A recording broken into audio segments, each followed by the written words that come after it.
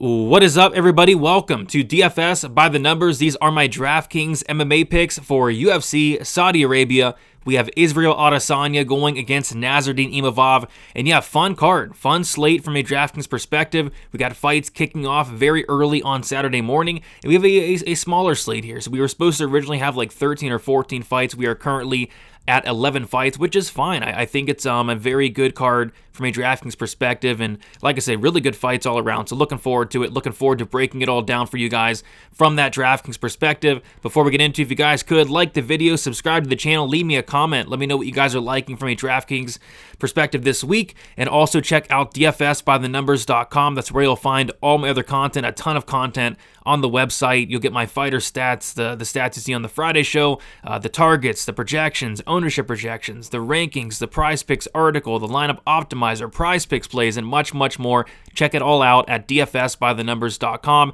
Absolutely the best way to support me, and just a ton of content going on behind the scenes. I do want to shout out Prize Picks right now. If you guys check out Prize Picks and use that code DFSBTN, you'll get $50 free into your Prize Picks account when you place your first $5 lineup. Whether it wins or loses, you'll get $50 instantly into your Prize Picks account. And not only that, they have a free square coming up for the Super Bowl. Patrick Mahomes to get 1 passing yard, and I think he can do it. I mean, I think he gets it done. So yeah, check out Prize Picks, use that code, get your 50 free bucks, and then yeah, get that free square in there. So yeah, check that out. And then the Prize Picks plays will be dropping later in the week on the website. I don't think they have Prize Picks out yet, but yes. But yeah, always stuff sticking out on Prize Picks. All right, so with all that out of the way, I say we get into it here. We're going to start with these fight doesn't go to decision lines. We have a couple big ones this week. We have Sergey Pavlovich going against Jairzinho Rozenstruik minus 800 for the fight doesn't go to decision. And yeah, I think this probably finishes here. So what worries me is, Pavlovich, like where is he at? Because last time Pavlovich fought against Volkov, we saw something completely different. He went out there and decided to point fight with Alexander Volkov. He didn't show that same aggressiveness, and if he does that here, he's probably going to lose a 30-27 decision. But I think that was more so maybe, he trained with Volkov before, they were buddies, maybe something along the lines of that, just coming off of a knockout. I think I'm expecting to see the old Pavlovich, the guy that's going to go out there and try to take your head off, and if he does that, he's probably knocking out Rozenstruik in the first round. So Pavlovich 9,100, I think his win condition is how he always wins, which is a first round knockout. So for that reason, I have some interest. And then as far as Rozenstruik, yeah, this is a heavyweight fight. Both guys have a lot of power. It's not like Pavlovich hasn't been knocked out before. And Rozenstruik, I think if this fight gets to the second, the third round, it favors him. So Rozenstruik at 7,100, he makes some sense. So yeah, I think both guys are in play. My lean, though, is Pavlovich gets that first round knockout, and 9,100 is not a bad price tag for him. Next, we got Terrence McKinney going against Damir Hadzovic minus 800 for the fight doesn't go to decision, which makes a lot of sense for a Terrence McKinney fight. This guy's never been the distance, let alone 1.5 rounds in the UFC, and I don't think that's changing here. So unlike the Pavlovich-Rozenstruik fight, for this fight, it's pretty one-sided for me in terms of where my ownership's going to be. I got to believe Terrence McKinney should go out here and make this look very easy. Like, this is the best possible scenario, the best possible matchup for Terrence McKinney. You can't ask for an easier matchup here. The problem is it's Terrence McKinney, and McKinney, he doesn't have the best cardio. He doesn't have the best durability. But yeah, I fully expect McKinney to go out there, get takedowns. Damir Hadzovic has like a 34% takedown defense, and I think McKinney subs him early on. But yeah, in terms of like a dart throw, Hadzovic, why not throw him in there a couple lineups, right? He's 7K. If he does win this fight, it's going to be by knockout. McKinney's been knocked out how many times? So yeah, I think Hadzovic as a pump play, dart throw makes some sense. But I got to go McKinney, and I think he wins this fight in the first round. And 9,200, I think could look like a steal at the end of the day. Next, we got Shamil Gaziev going against Thomas Peterson. Kind of a disgusting fight. So at this point, Shamil Gaziev's the most expensive fighter on the slate, which is very disgusting. But I kind of think if he wins, it might be early on. And if he does not win early on, I think Thomas Peterson's very live, actually. Gaziev, he shows about 6 to maybe 7.5 minutes of cardio. like if that. I kind of think if Gaziev is not finishing Thomas Peterson, Peterson might very well win this fight. So I kind of like both sides. Like, this is not a fight I'm in love with, but if Gaziev is winning this fight, I kind of think he's knocking out Peterson early, and at 9,300, that's not a terrible look. But Thomas Peterson's the cheapest fighter on the card, and if he can survive the first 5 minutes, I think this can get sloppy. I think it can get greasy, and I think we could potentially steal a decision down the stretch. So yeah, I don't mind Thomas Peterson, 6,900, very cheap, but he could potentially get knocked out early. Next, we got a very important fight here, and we'll talk a lot about this fight. Bogdan Grad going against Lucas Alexander, one of the first fights on the card. I think they have it right now as the second fight of the night, and this is a fight where I just think at these salaries, 8,300 for Grad, 7,900 for Alexander, I think somebody ends up on the optimal lineup from this fight, because Grad is going to bring a style that is going to lead to some DraftKings points. I mean, we saw Michael Aswell land almost like 200 significant strikes on him. He's very hittable.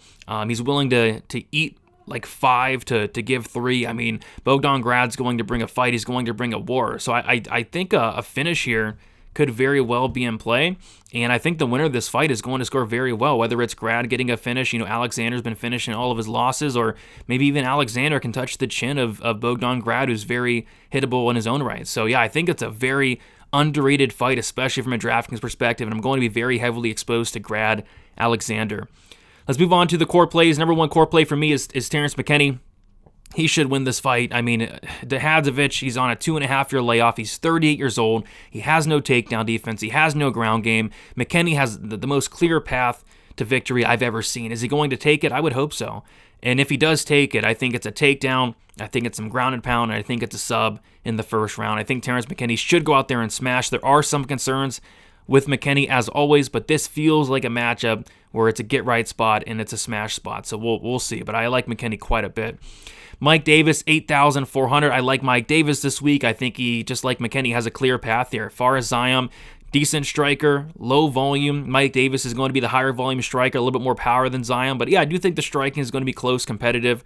But I think where Davis has a big advantage is going to be the wrestling, the grappling. We've seen Mike Davis go out there and get a ton of takedowns. We saw him go out there and submit Thomas Gifford his last fight. We saw him take down Slava Borshev 9 times. This guy has a wrestling background, BJJ black belt, and I feel like there's going to be a big levels difference on the mat here. So I know Zion's a very popular dog. I don't like Zion this week, especially from a DraftKings perspective, because he has very low volume and because I don't see him finishing Davis. So I'm hoping people are, playing Zion this week, and hopefully Davis comes in somewhat low on, because I do like Davis quite a bit, and I think he has a lot of upside in a win, whether it's a sub or whether it's a wrestling-based decision. Next, we got Said Nurmagomedov, 8,700. And yeah, I think Nurmagomedov's another solid spot here. I just think that this is going to be a very important fight to target as well. I think that, Vinicius Oliveira is a killer-be-killed fighter, very hittable, willing to eat one to give one, and he leaves a lot of openings, and I'm not sure he's going to be able to take some of these spinning back fists, spinning back elbows, head kicks that Nurmagomedov's going to throw his way. Like, Oliveira's there to be hit, he's there to be countered, and I also think that Said Nurmagomedov, if he wants to, if he chooses to, I think he has a very big grappling advantage. Like, Nurmagomedov doesn't grapple as much as you think, but when he does, he's very good at it. Very good at it. And he has multiple submissions in the UFC. So yeah, I think Nurmagomedov's live for a sub. I think he's live for a knockout. I think somebody probably gets finished in this fight, and I like Nurmagomedov at 8,700 in this matchup. Next, we got Jasmine Jasudavicius, 8,900. Another fight I really do like targeting here. So Jasmine has been on fire. Jasmine has, and it's crazy to say, Jasmine probably has the highest ceiling on the slate this week in a win. Like, if Jasmine's winning this fight, she's getting takedown, she's getting control time, and just the amount of ground and pound she throws, the amount of volume she throws on the ground, all that's going to add up across 15 minutes. One of her fights, she scored like 150.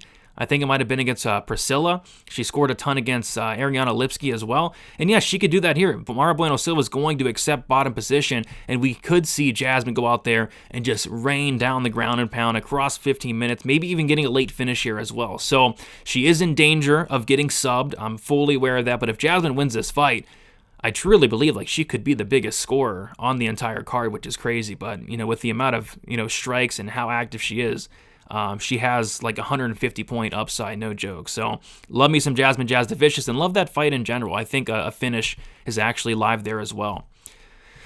Moving on to the GPP plays here, the tournament plays. Sergey Pavlovich, 9,100, first round upside. If it reaches the second round, I actually don't like his chances, and I think he probably loses. But yeah, first round upside. When this guy's winning, he's winning in the first round.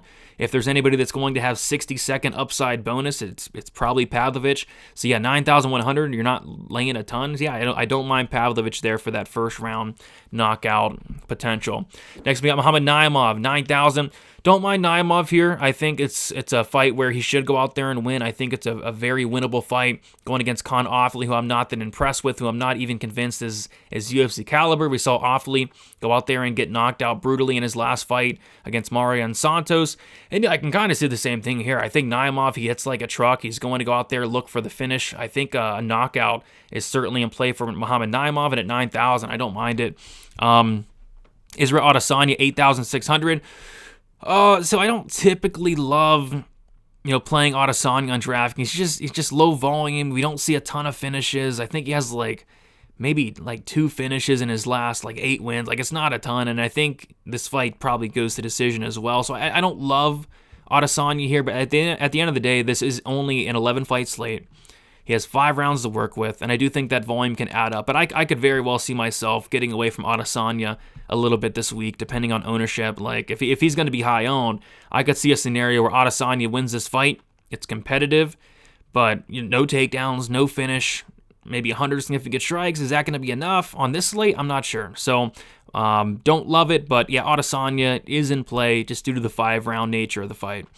Bogdan Grad, 8,300. We talked about this fight, and I think it's a very important fight. I think whoever wins this fight has a good chance to end up on the optimal lineup this week just because of the salaries. 8,300 for Grad, 7,900 for Alexander. Bogdan Grad brings a ton of volume. Bogdan Grad brings some power. He brings a little bit of a submission game as well. And Lucas Alexander, although I think Alexander's the more skilled fighter, Alexander, I worry about the durability. If Grad wins this fight, I kind of think it's going to be by finish even. So, very important fight. Don't mind some Grad there. Moving on to the live dogs, and I think there's a lot of live dogs this week. Lucas Alexander, live dog. I think he's the better fighter. I think Bogdan Grad's very hittable. Like I said, the durability worries me, the cardio worries me, but yeah, if Alexander is winning this fight, could be a volume-based decision, maybe even a knockout. So yeah, Alexander, definitely in play, definitely a live dog. Imavov, 7,600, definitely in play, definitely a live dog. 5 rounds to work with, solid volume, wrestling upside, submission upside potentially. Where is Adesanya at? Is he declining? Yeah, a little bit. So yeah, I think Imavov's live here. I think we got a competitive fight, and like I said, solid volume, solid wrestling, and could put up a big score in a win. And from a cash perspective, in a loss, this fight probably goes 25. Probably gets some control time, some takedowns. I don't mind Imavov at all in cash this week. Michael Page, 7,400, a very live dog. I see this fight as 50-50. I think it's a very close fight. Michael Page is nearly impossible to hit.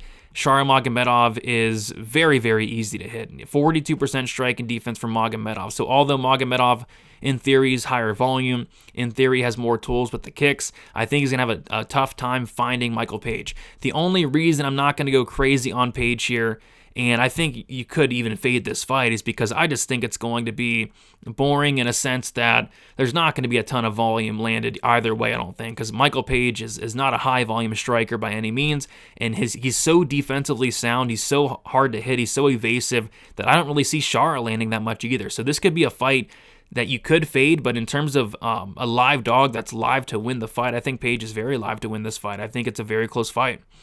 And then Vinicius Oliveira, 7,500. I think he's in play as well. He's dangerous. I think he has almost a 90% finish rate. Nurmagomedov has never been finished, though, and I do like Nurmagomedov quite a bit this week. But, yeah, I mean, if Oliveira lands a big shot, maybe he could put him out.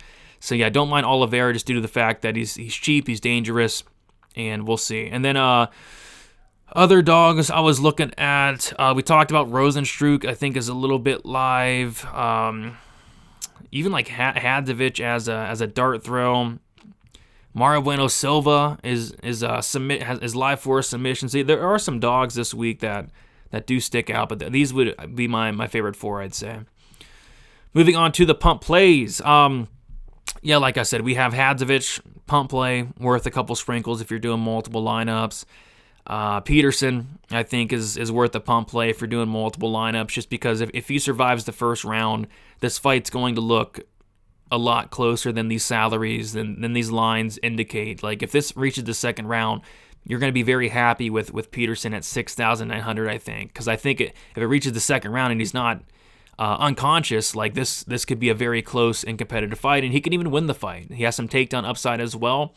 So yeah, don't mind some Thomas Peterson. He's the cheapest fighter on the card. So yeah, Peterson, Hadzovic could be a sprinkle, and Rosenstruck. So there are some pump plays I'll be sprinkling this week. Nothing I'm extremely excited about, but I think there's some sprinkles in play. And then the fades, it's Jamal Pogues for me, and I'm going to be fading this fight in general, I think. Like, this is just, I think it's going to be a terrible fight. I think it's going to be a very sloppy, greasy, typical heavyweight fight where they're both completely gassed. A round and a half in, I think it goes to decision. I think it goes to split decision. If anything, you probably do play Hamdy. I think Hamdy has all the finish upside. I think Hamdy has all the wrestling upside, but I still just don't see this fight scoring all that well. So I'll be fading Jamal Pogues, especially because I don't think he's wrestling. I don't think he's finishing anybody ever. And if he does win, it's probably a decision that doesn't score well at all. So I'm perfectly fine going out there and fading Jamal Pogues. And yeah, there you guys have it. Thank you all so much for watching. Again, if you guys could, on your way out, like the video, subscribe to the channel. It is always much, much appreciated. And again, check out dfsbythenumbers.com. That's where you'll find all my other content. Draftkings articles should be coming out nice and early this week, pretty ahead this week, which is awesome. And yeah, looking forward to a fun slate. Hopefully we don't lose any more fights, because geez, we can't afford to, but 11 fight slate, I'm completely happy with it. I'm completely happy with these fights, so looking forward to it. Best of luck, guys. We'll talk to you soon, and see you later.